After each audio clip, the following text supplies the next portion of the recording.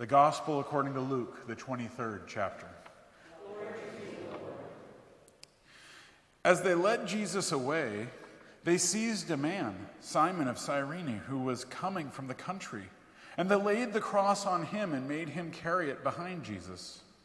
A great number of the people followed him, and among them were women who were beating their breasts and wailing for him. But Jesus turned to them and said, "Daughters of Jerusalem, do not weep for me, but weep for yourselves and for your children. For the days are surely coming when they will say, 'Blessed are the barren and the wombs that never bore and the breasts that never nursed.' Then they will begin to say to the mountains, 'Fall on us,' and to the hills, 'Cover us.' For if they do this when the wood is green, what will happen when it is dry?" The Gospel of the Lord. Praise to you, O Christ. I invite you to read with me on the back side of the slip, Matthew 11:28-30. "Come to me, all you who are weary and are carrying heavy burdens, and I will give you rest. Take my yoke upon you and learn from me, for I am gentle and humble in heart, and you will find rest for your souls. For my yoke is easy and my burden is light."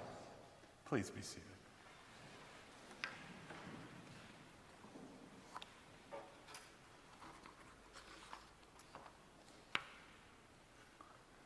As Pastor Lori talked about last week in her homily, this year our Lenten Midweek theme is about us being weighed down and burdened. And last week, Pastor Lori really emphasized that theme from Matthew 11 that we just read, that invites you to bring your burdens to the foot of the cross. That Jesus is the one who will give rest. Today, I'd like to emphasize a little bit of the other side of this Lenten series. That is, the readings we have each week in the Gospel of Luke, where we see people in the narrative on their way to the cross. This week, we meet Simon of Cyrene and the daughters of Jerusalem, who meet Jesus as Jesus heads to the cross. And in this Gospel of Luke, which is our focus, we actually meet quite a lot of characters on the way to the cross. Some, by the way, who aren't anywhere else, but only in the Gospel of Luke.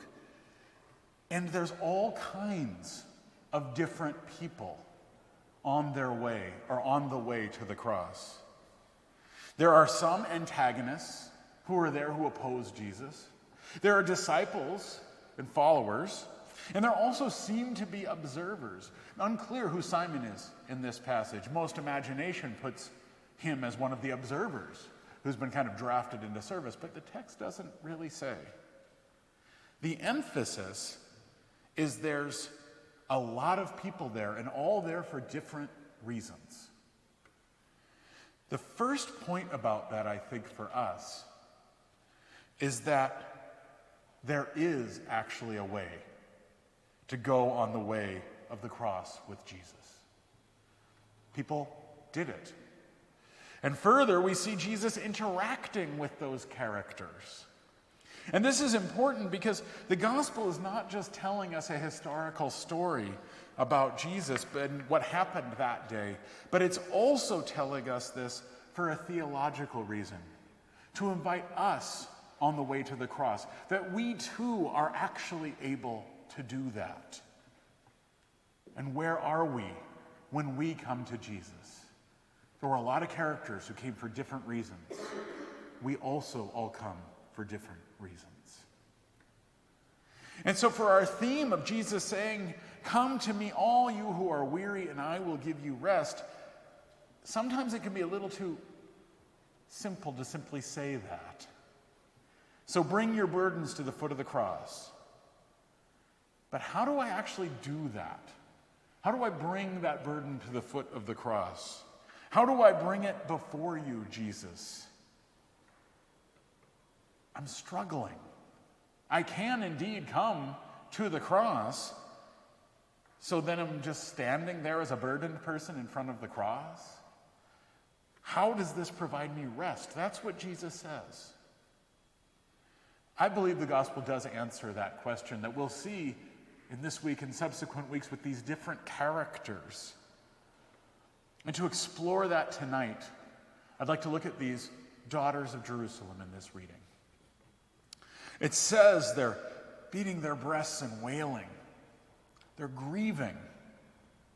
It's not 100% sure who these people are, but it seems like they're probably followers in some level.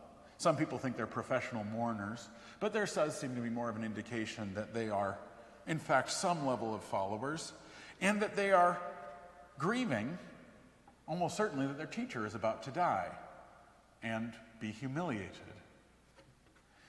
But I wonder if they might be grieving more than that. Yes, Jesus was their beloved teacher, but also he was their hope. The hope that life could be different and could be better. And here on the way to the cross, that hope is dying. And it probably is even more difficult than that, because this is a context of a people who have been occupied and put down for roughly 6 centuries, since about 586 BC, aside from a very small period of time in the 2nd century BC, which was far more confusing.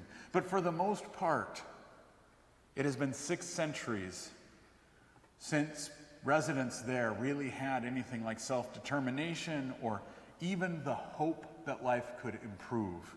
If you are in a client kingdom, no matter what happens, the empire wins. If you start to prosper, the empire will take more. So what might be most incredible about these people, and frankly all of the followers of Jesus, is that they dared to hope at all. So not only is there hope in this particular person dying at this time, perhaps they're also grieving that they dared to hope in the first place. The disillusionment and despair must have been absolutely poignant.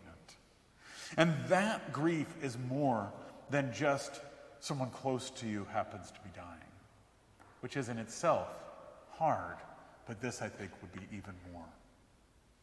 On the way to these cross, these daughters of Jerusalem grieve. And we have to recognize that grief is something that's internal.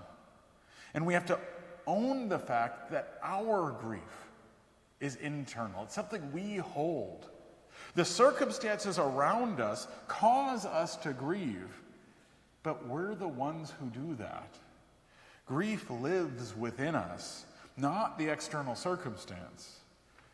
The grief is my own. I create it, and it's up to me to be able to express it. I was taught in my basic pastoral care class a 4-step plan for helping people who are struggling, which, while very simple, I've actually found to be very helpful. Can you notice what's going on within you? Can you name it out loud?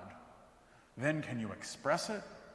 And can you unpack why this is bothering you and what's coming deeply there? The idea is that as humans, one of the best coping strategies we have to deal with grief and wounds and suffering is to avoid those emotions. And we are incredibly good at avoiding those emotions, and it is a very important coping skill. The trouble is that coping skills aren't very good living skills. And if we deny these feelings are there, or ignore our feelings and we push them down and go on with the business of the world, it'll only work for a little while. So the first step, can you just notice what's actually present among you? Can you notice what's going on with you within yourself? And then if you can name it. And what I was told has proved to be true, at least in my ministry thus far, which has been, as you as a pastor, your real role is in those first 2 steps. And then people, once they can name what is alive within them, almost certainly they'll be able to express and unpack on their own. That's their work through the Spirit. It's really not you. And that has been true in my life. But we need to be able to bring what is hidden to the fore. On the way to the cross, we're forced to notice what's happening. These daughters of Jerusalem are confronted with Jesus' death, and then specifically called out by Jesus. Don't grieve for me, grieve for yourself. Grieve over what's really going on. Jesus is really going to be okay, but you are going to grieve. You're going to be here, and you're going to have to struggle. Their world has fallen apart, and it won't get put back together to be the same. And even in this circumstance, when the new life is Christ is in fact something better, and there is such a thing as resurrection, what is coming won't be the same as what it was before. There is a normalcy that we find comfort in, even if that normal isn't very good. You remember back during COVID where we kept on saying when things are going to go back to normal and never asked the question, do we want them to? There is a grief to when our world changes. Even if what's changed is not all bad, some of it is. Some things that are lost were really cherished by us, even if there is new hope.